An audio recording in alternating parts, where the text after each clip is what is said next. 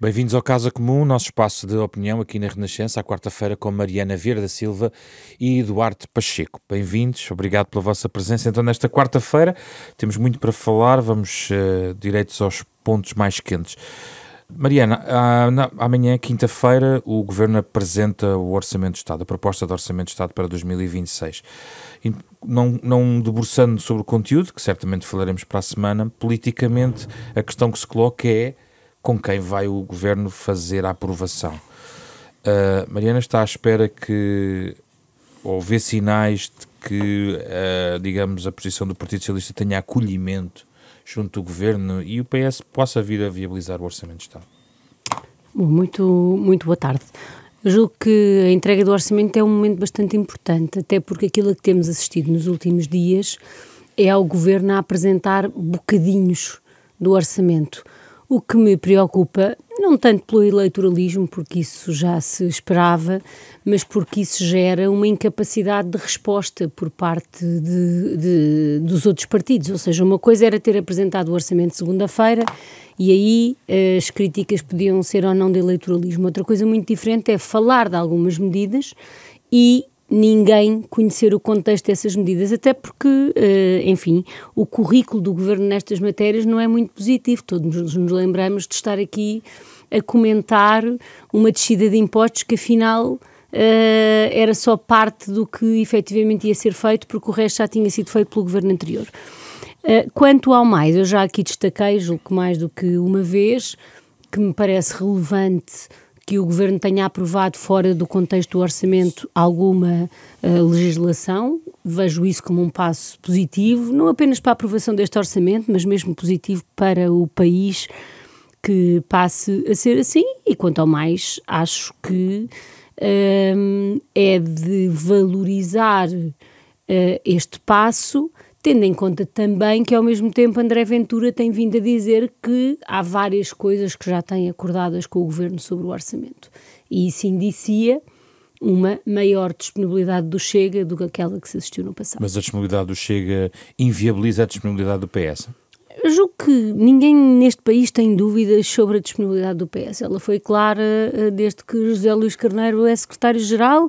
É por isso que temos vivido pela primeira vez em muitos anos, e do meu ponto de vista ainda bem, uma pacificação deste momento pré-orçamental. O resto discute-se em função daquilo que efetivamente for entregue, sabendo todos quais são as dúvidas que o Partido Socialista tem sobre a viabilidade de um conjunto de medidas políticas que têm sido anunciadas face ao contexto económico que vivemos. Sem chamar linha vermelha a algum em particular? Eu, quanto a linhas vermelhas, aquilo que era o mais relevante... Sem falar em linha vermelha. Certo. Não, a questão é que nós já sabemos, o momento da entrega do orçamento também vai ser um momento em que o país vai ser confrontado, por exemplo, com uma fraquíssima execução de investimento público, com uma necessidade imperiosa, com a qual o Governo se tem comprometido, de incluir no orçamento todos os investimentos que não vão ser concretizados no âmbito do PRR. E eu estou curiosa sobre como é que este puzzle e a soma de todas estas peças vai dar os números de superávit que o Governo tem falado. Duarte, é irrelevante aprovar com o Chega ou com o Partido Socialista? Muito boa tarde. Eu acho que vai ser aprovado pelos dois. Que os dois se abstêm e, portanto, que o orçamento vai passar. E isso graças a um consenso que penso que está hoje alcançado das metas principais do orçamento e depois também aquilo que o Governo fez. Primeiro, hoje toda a gente sensata aceita que é necessário ter contas certas. E, portanto, alguém querer que pôr a despesa a disparar e passarmos a déficit, não. E o Governo já disse, volta a apresentar um orçamento que é excedentário, mínimo, porque também não é para ter um grande excedente e deixar coisas para fazer, mas é um sinal político. Alguém é contra? Duvido. Segundo lugar, vai contribuir para, tendo sido aprovado autonomamente, mas que acaba por estar ali repercutido em termos de ponto de vista financeiro, a descida de impostos. Logo, ninguém será um grande crítico dessa medida, podendo ser na modulação. Mas não... Esse debate já existiu. Esse debate já existiu e foi lá atrás. E em terceiro lugar, o Governo tem anunciado apoios sociais a crescer e ainda o reforço de verbas para áreas significativas como a educação, a própria cultura, a educação, a saúde, a defesa. Portanto, que também geram relativo consenso que essas verbas têm que lá estar. Pode haver a curiosidade de perceber como é que o Governo depois vai enquadrar isto tudo para reduzir impostos, aumentar a despesa e manter as contas certas. E aumentar investimento. E reforçar o investimento, que tem sido o ponto fraco já há alguns anos para cá.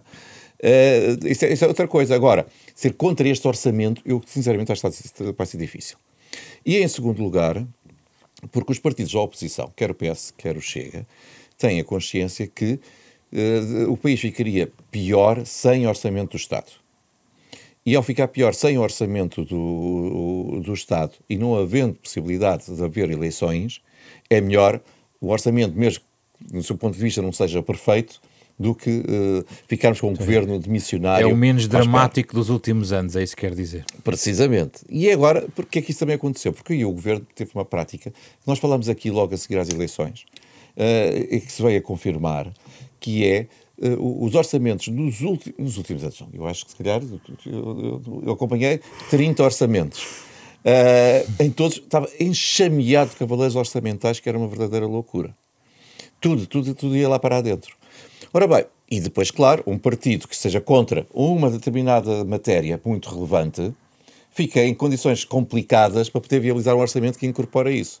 O Governo teve esse bom senso de dizer que o orçamento vai ser um orçamento enxuto, que mesmo a parte fiscal retirou-a para ser votado autonomamente. E isso fez com que o debate ocorresse. Aí foi com o Chega que se obteve o acordo e com a Iniciativa Liberal, mas esse debate já aconteceu e, portanto, tirou por completamente o enfoque no debate orçamental. Daí eu estou com a expectativa que quer PS, quer Chega, se abstenham os dois e seja aprovado o orçamento. Para a semana debatemos o conteúdo. Autárquicas. Mariana, é um momento sensível para alguma liderança em particular? Qual é a sua expectativa em relação ao resultado? Naturalmente que está a fazer esforços para que o Partido Socialista vença as eleições. Vai-me dizer certamente que é ganhar a Associação Nacional de Municípios, ou pelo menos ganhar o maior número de câmaras possíveis, quais são os objetivos, mas estará em causa alguma liderança na noite de domingo? A primeira coisa que eu queria dizer é que estas talvez sejam das eleições autárquicas mais imprevisíveis que nós tivemos em muito tempo. Por várias razões, porque temos mais uma ronda de saídas de autárquicas, o que gera sempre alguma possibilidade de mudança, mas principalmente porque, em bom rigor, ninguém conhece qual é o impacto que o crescimento do Chega vai ter e em que termos e em que territórios, e por isso, desse ponto de vista, praticamente só vemos sondagens que dizem estar em empate técnico, vemos até algumas sondagens com 3 partidos em situação de empate técnico, e eu acho que isto resulta do nosso desconhecimento sobre como é que se vai concretizar ou não o crescimento do Chega no contexto autárquico, mas também, e agora falando mais do Partido Socialista, em que medida é que em poucos meses o Partido Socialista consegue recuperar de um resultado muitíssimo negativo. E, portanto, e o que é recuperar de um resultado negativo, quando olhamos para os resultados do próximo domingo? Recuperar é, em particular, estabilizar o seu papel de grande partido autárquico do nosso país. Em segundo lugar, e isso do ponto de vista das previsões relativamente, por exemplo, às capitais de distrito, temos visto muito uma luta a 2 nessas eleições, o que também acho que é positivo para o Partido Socialista e, na verdade, também para o PSD, para o sistema como um todo, mas eu diria que a recuperação é ocupar o lugar central que o Partido Socialista teve sempre, quer quando estava no governo, quer quando estava na oposição, nesta matéria. Os objetivos que o Partido Socialista definiu são conhecidos, sabemos também por várias notícias que não são adquirido à partida, ou seja, é uma noite eleitoral que pode ser boa, mas também pode não ser para o Partido Socialista. Julgo que no que diz respeito a lideranças, não vejo que elas estejam em causa. O líder do PS é muito recente. Vão dar um gás, entre aspas, conversa que provavelmente não foi feita na totalidade depois da mudança da liderança. Eu não mudei de ideias sobre isso. O Partido Socialista precisa de fazer uma reflexão quanto a muitos temas e quanto à sua estratégia e quanto ao seu caminho. As autárquicas têm muitas especificidades locais e são importantes para o Partido Socialista, e por isso é que essa reflexão não foi feita antes e a poder ser feita é só depois. Agora, é impossível dizer que um partido que tem um líder há poucos meses não foi o responsável pelas escolhas dos candidatos, vá ser penalizado ou posto em causa qualquer que seja o resultado. Quanto ao mais, a minha expectativa e aquilo que tenho sentido nas muitas campanhas em que tenho participado é que o Partido Socialista está empenhado em vencer estas eleições, é reconhecido no seu papel de grande partido autárquico e eu tenho esperança que a noite possa ser positiva, recuperando algumas câmaras perdidas, nomeadamente capitais de distrito. Duarte, qual é a importância destas eleições para o PSD? São importantes, em primeiro lugar, e o PSD pôs uma fasquia alta, que é ser o primeiro partido na Associação Nacional de Municípios e na Associação Nacional de Freguesias. Portanto, essa fasquia é alta e tem que o alcançar, vai fazer tudo para o alcançar. Claro que isto é tudo relativo. Vamos supor que, no limite, o PS ganhava por uma Câmara. Quer dizer, não era uma derrota para o PSD, quer dizer, era um empate. Portanto, mas o objetivo é claro. Claro que vamos supor aqui dois cenários, porque de facto é muito imprevisível, como dizia a Mariana, ninguém consegue identificar claramente qual vai ser a percentagem que o Chega tem município a município e de onde é que eles vêm. Não quer dizer que eles ganhem muitas câmaras, mas o facto de terem, é diferente ter 6% ou ter 15 ou 16%. E se tiver 15 ou 16, quem é que afetou? Foi por tudo o Partido Socialista ou foi o Partido Social Democrata, que seriam os dois que estavam a disputar a liderança daquele município? Há essa incerteza grande. Mas vamos supor que as coisas correm muito bem ao Governo e que ganha Lisboa, ganha Porto, mantém Braga, mantém Coimbra e consegue ser o primeiro país, o primeiro partido. Fica com elan para as batalhas que aí vêm. E fica com a perspectiva que há uma consolidação da vitória de há 3 meses. Mas se o resultado for ao contrário, também não põe em causa a governação. Primeiro, nunca devia pôr em causa. Só houve 2 casos na nossa história, uma com o engenheiro Guterres e outra com o Dr. Balsemão, na sequência de um tirar de tapete do professor Freitas do Amaral. Mas tirando esses 2 casos, as eleições autárquicas não têm nada a ver com as eleições legislativas. E se Carlos Moedas perder as eleições em Lisboa, não é especialmente simbólico esse cenário eventual? Quer dizer, eu acho que esse cenário é bom que não ocorra para o PSD e para Carlos Moedas e para Lisboa, mas se isso acontecer, não é a mesma coisa ganhar sobre a Montagraço e perder Lisboa. E dizer que o número de câmaras é igual. Eu sou de Sobral, portanto não estou a promover a minha terra. Sim, mas Sobral é o Sobral, Lisboa é Lisboa. O facto de chegarmos a este momento, a poucos dias, e haver uma incerteza sobre o resultado em Lisboa, depois de um mandato do presidente Carlos Moedas, não indicia uma posição de fragilidade do próprio no seu mandato? 2 situações. Primeiro, vamos verificar na noite dos votos. Claro. Eu recordo que há 4 anos, todas as sondagens diziam que o Carlos Moedas estava a 20% do António Costa. As sondagens em Lisboa, de facto. Fernando Medina, no caso. Desculpe, de Fernando Medina. E depois, no dia seguinte, confirmou-se, não ficou a 20. Foi, aliás, uma noite sui generis, foi à frente. Ora bem, portanto, vamos saber o que é que acontece. Sim. Mas, em segundo lugar, vamos supor que as coisas não correm bem. Significa que tem que ser feita uma avaliação de como é que se trabalhou para os munícipes concretos de Lisboa.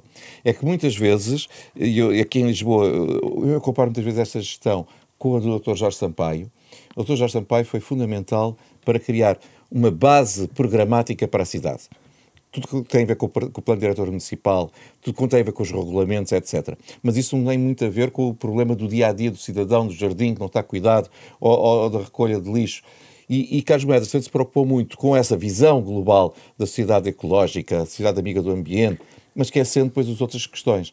E isso pesa ou não pesa para que ele vença? Vamos ter que esperar por domingo. Muito bem, ainda uma nota adicional sobre um outro tema também, enfim... Posso só dizer uma frase? Sim. Não, porque há um tema a partir da próxima semana teremos que discutir, porque independentemente dos resultados vai ser sempre verdadeiro, que é o tema da governabilidade. Nós ficaremos com muitos municípios sem quaisquer condições de governabilidade e isso vai pôr à prova uma das vantagens que o poder local democrático tem tido sempre, que é esta ideia de concretização. A ideia de que em muitos municípios teremos 222, 333 vereadores, vai colocar uma pressão enorme sobre a execução de investimento público, sobre a governabilidade das cidades, e esse vai ser um tema central, creio eu, durante os próximos 4 anos, e eu não queria deixar de dizer... Ou em alternativa. Ou em alternativa, enfrenta-se o problema e muda-se a lei. Eu defendo essa mudança há muito tempo, mas ou em alternativa os presidentes compram vereadores dos outros partidos para assegurar a maioria, o que também não é bom para compram a nossa entre aspas, democracia. não é? Espero eu. Então, no sentido de cativá-los para o seu projeto. Pronto, cativá-los. E vêm para dentro da maioria. Peço desculpa. Investigação ao juiz Ivo Rosa. 3 anos de investigações, as denúncias foram consideradas inconsistentes, é um caso em processo de arquivamento. O Ministério Público emitiu um comunicado, depois das notícias terem sido conhecidas, a dizer apenas que as diligências respeitaram direitos, liberdades e garantias e não incluíram escutas telefónicas. Legalmente ou publicamente, a Procuradoria não nos esclarece exatamente o que é que esteve a investigar. Bom, muito se falou sobre esta matéria, o nosso tempo está a correr.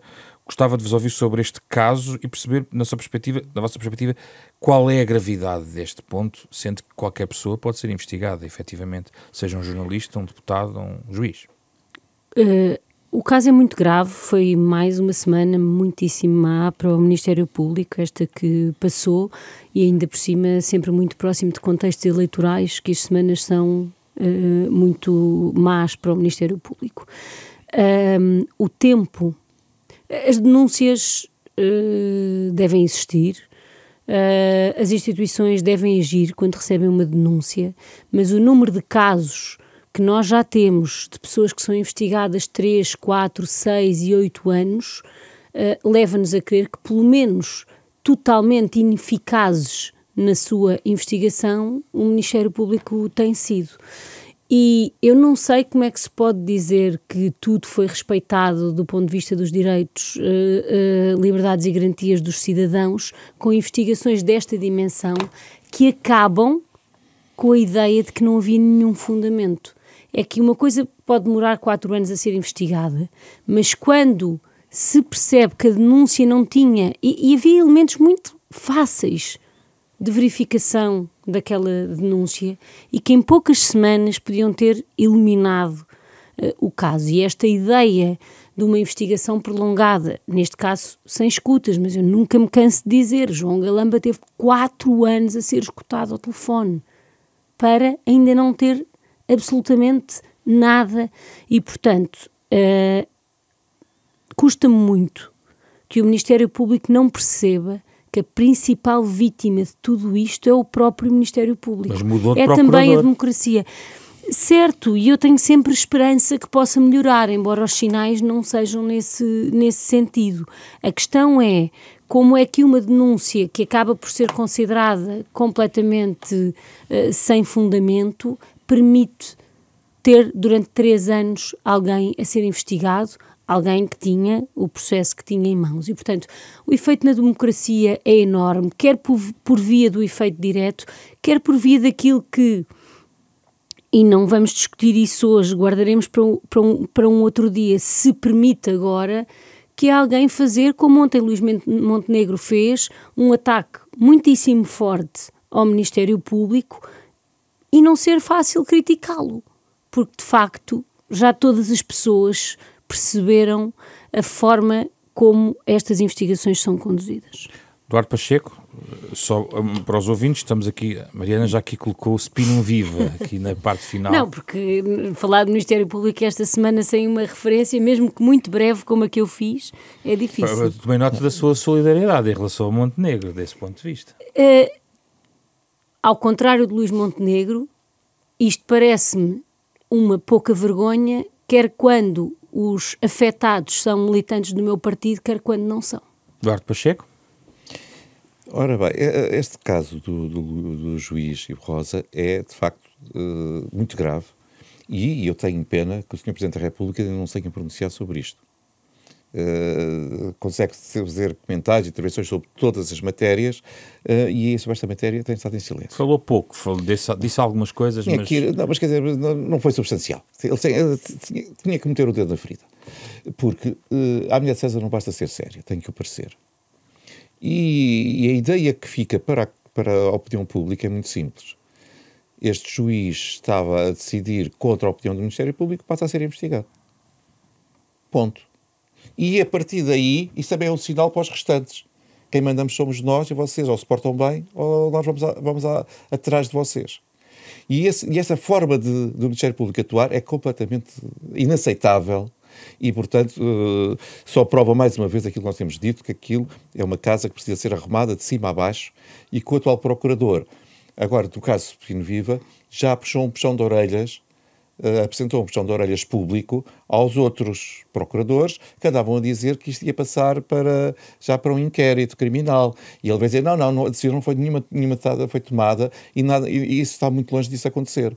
Portanto, é que aquilo não pode ser uma casa sem rei nem rola. Mas tem uma leitura da divulgação desta informação no período final da campanha?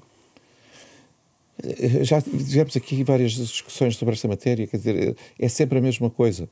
Eu não tenho dúvida nenhuma. Quem é que meteu a informação cá fora? Foi de lá dentro do Ministério Público. Não estou a ver o Primeiro-Ministro a vir cá para fora dizer eles pediram a informação e eu não a entreguei. É de lá de dentro. E aí já prova como é que a Procuradoria-Geral da República, o Ministério Público, que abre um inquérito para tudo e mais alguma coisa. Um dia destes abriu, como todos nós ouvimos, à morte de um forcado na Praça do Campo Pequeno. Não sei se vão interrogar o Touro para perceber qual foi a motivação para aquela morte ter acontecido. Mas sobre um crime que se passa dentro de casa, que é as fugas de informação, não há uma investigação. Isto significa que todos nós, estamos aqui sentados, podemos ser acusados e temos que responder, se cometemos crimes, temos que pagar pelos crimes que cometemos, mas aqueles senhores podem cometer crimes diariamente e nunca são responsabilizados pelo crime que cometem. E não há crimes bons nem crimes maus. Um crime é um crime e isto é um crime. Portanto, não há dúvida nenhuma. Eu fiz essa referência. Isso é sempre em vésperas de eleições. Há campanha eleitoral na Madeira, manda-se para lá centenas de procuradores. Só falta termos nas presidenciais. Mas as presidenciais ainda faltam 3 meses. Quer dizer, vai já desperdiçar o trunfo? Não. O trunfo é utilizado na campanha eleitoral e se calhar na última semana. Porque alguém não lavou os dentes como deve ser, ou porque alguém comprou meias amarelas e não devia ter comprado meias amarelas, não interessa o que for. Mas não tenho qualquer dúvida que há uma probabilidade disso acontecer, porque tem sido essa sistemática, quer em eleições legislativas, quer em eleições regionais. Agora, novamente, em eleições autárquicas. Falta às presidenciais para confirmar esta teoria. É por isso que este tema também não sai da nossa agenda ao longo destes meses. Vamos ao tema europeu desta semana. Vamos falar sobre a questão de Gaza. Aqui juntamos várias questões. Uma tem a ver com a flotilha, que foi muito debatida aqui em Portugal também, naturalmente, e a seguir gostava de vos ouvir também em relação ao antissemitismo, lembrando que estamos no dia 8 de outubro, ou seja, ontem assinalaram-se 2 anos sobre o massacre que foi cometido em Israel pelas mãos do Hamas. Mariana Vieira da Silva, teve mérito a ação da flotilha humanitária, que não chegou ao seu destino, foi interceptada em águas internacionais, na sua maioria, e não entregou nenhuma ajuda humanitária. Sim. Aquilo que me tem mais espantado neste debate no nosso país é o ódio que suscita, devo confessar. Cada um de nós pode ter o seu perfil de ação pública, uns manifestam-se mais, outros manifestam-se menos, uns participam na sociedade civil de uma maneira, outros de outra, mas eu nunca tinha visto um ataque desta natureza à participação de 4 cidadãos portugueses numa ação que se pode dizer que é simbólica, porque não entregou a ajuda humanitária, mas todas as crises desta natureza têm sempre muitas dimensões simbólicas. Em Portugal ninguém criticou o Lusitânia Expresso, que também deu meia volta e talvez abandonou. com a diferença de que quando a flotilha avançou para Gaza, quando o mundo estava mais sintonizado em relação a Gaza do que no Lusitânia Expresso, em que a atualidade estava longe de Timor. Estava mais sintonizada, mas, por exemplo, a ideia de que tem sido impossível a muitas organizações internacionais, às próprias Nações Unidas, fazer chegar alimentos, medicamentos, ajuda direta àquelas populações, tem sido muito difícil. Essa dimensão, eu não sei se é assim tão clara para todos os cidadãos. E, portanto, a mim espanta-me muito o ódio, a ideia de que pode haver petições assinadas a pedir para que Israel não devolva uma deputada eleita pelo nosso país e 3 outros nossos concidadãos. Tudo isso me espanta muito. É um ato de coragem, é uma escolha sobre uma forma de manifestar que eu saiba não fez mal a ninguém, e podemos criticar ou não criticar os alinhamentos, mas a mim choca-me profundamente o nível de ódio a que tenho assistido nas redes sociais, mas não só. Já vamos ao ódio.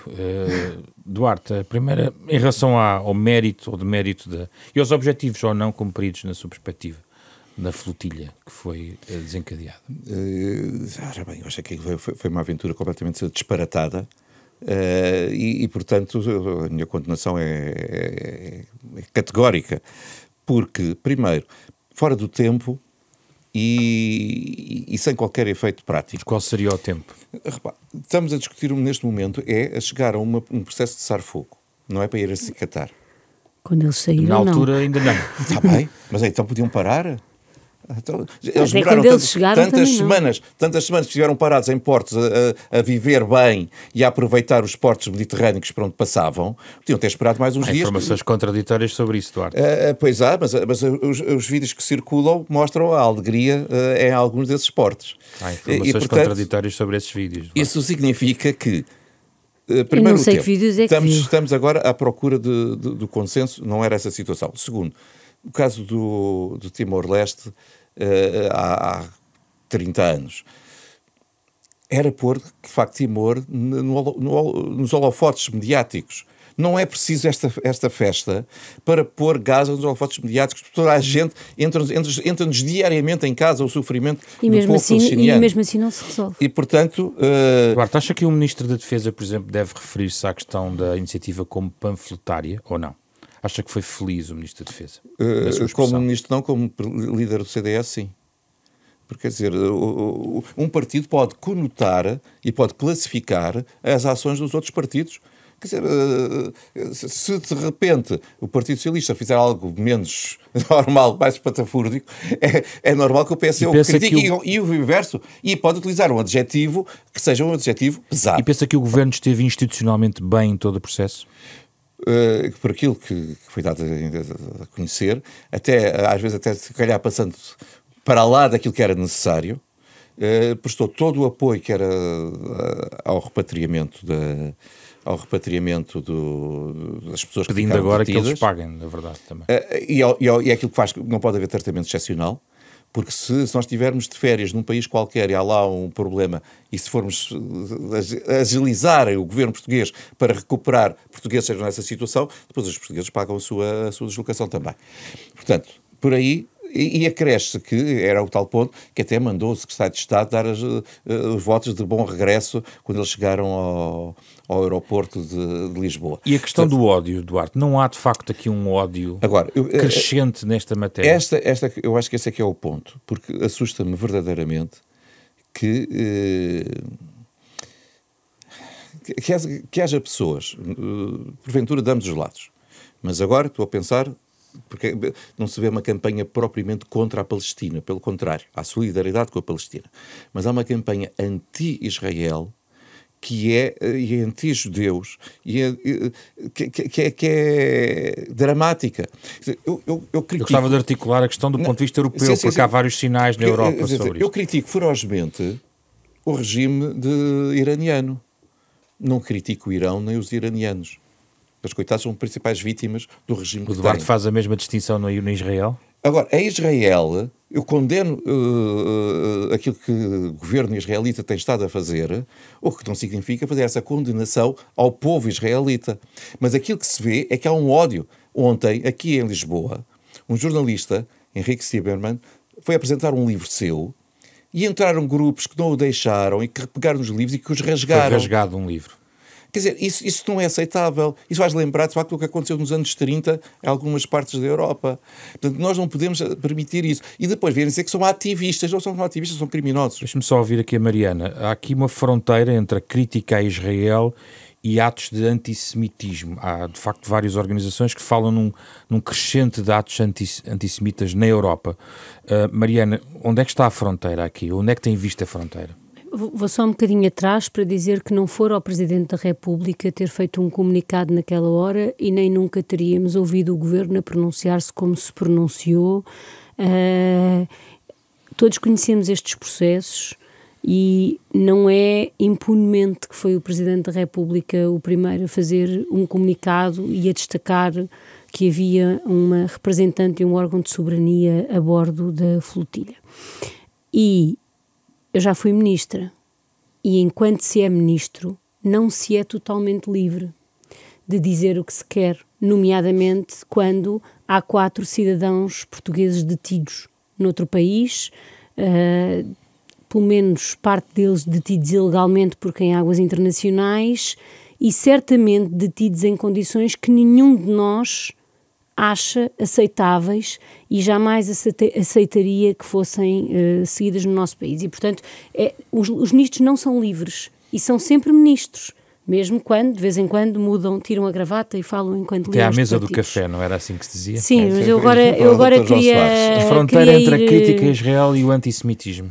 Estes tempos exigem de todos uma capacidade para, independentemente do lado em que nos colocamos nestas discussões, e nem todos nos colocamos no mesmo lado, termos uma capacidade permanente de distinguir o Hamas do povo palestiniano e o governo israelita de Israel. Sobre isto não há dúvida nenhuma.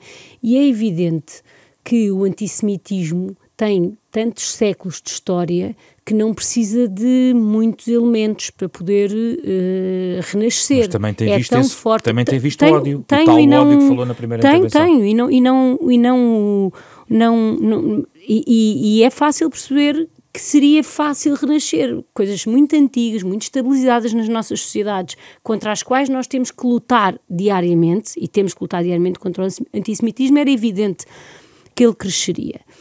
Agora, na minha perspectiva, nos últimos anos, nos últimos meses, quem mais contribuiu para esse renascimento foi mesmo o governo de Israel. Porque aquilo a que todas as pessoas, e eu frisei bem o governo de Israel, aquilo a que todas as pessoas, como o Duarte há pouco dizia, veem chegar às suas casas de imagem, causa uma revolta. E eu não estou a dizer, não estou com isto a justificar. Eu percebo eu estou a dizer que se abriu aqui uma porta. Eu este ano, durante as minhas férias, num determinado momento, entraram 3 israelitas num bar onde eu estava e eu vi, ninguém disse nada, mas eu vi a reação de incómodo das pessoas. Isto é algo muitíssimo grave, com capacidade de ter consequências, como já vimos no Reino Unido, este fim de semana em Manchester, tem uma possibilidade real de crescer e isso obriga todos os responsáveis a nunca deixarem de fazer um discurso anti-racista e, portanto, neste caso, contra esta perseguição que historicamente existe e que não se apagou. Agora, nós não podemos pedir aos outros que distingam o governo de Israel dos israelitas, e muito menos dos judeus, ao mesmo tempo que dizemos que o reconhecimento do Estado da Palestina beneficia o Hamas, porque aí estamos a cair na mesma contradição. E, portanto, acho que é uma disciplina enorme que todos os responsáveis têm que ter nesta separação e nunca negar, mesmo que isso não apaga o massacre em Gaza, mas nunca negar que vemos surgir, efetivamente, movimentos de antissemitismo preocupantes. Duarte, um remate. Há aqui só esta situação. É que eu acho que há um filtro em muitos meios mediáticos para que tudo o que seja contra Israel é apresentado como algo genuíno, sério, etc., e ao contrário não o é. Porque eu não sinto... Em toda a Europa sente isso na Europa? Em toda a Europa, não é só aqui, falo com amigos lá de fora e é igual. Portanto, nós não podemos compreender, ou eu não posso compreender, quer dizer, passaram ontem 2 anos, que continuam a existir reféns do Hamas. E uns desses portugueses que foram na flotilla são amigos reais e defensores reais do Hamas. Chamem o que quiser, não é a Mariana. Eu não sei, ótimo. Eu não conheço, não posso fazer essa...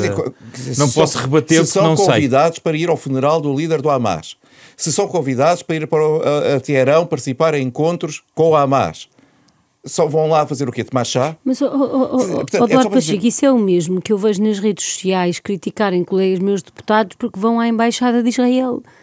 Quando isso é o normal, é haver relações diplomáticas. Mas enquanto que os seus colegas, se calhar, só que os seus colegas, se calhar, fazem isto, vão à Embaixada de Israel, olha, eu fui, mas a seguir dizem, mas o governo israelita procedeu mal.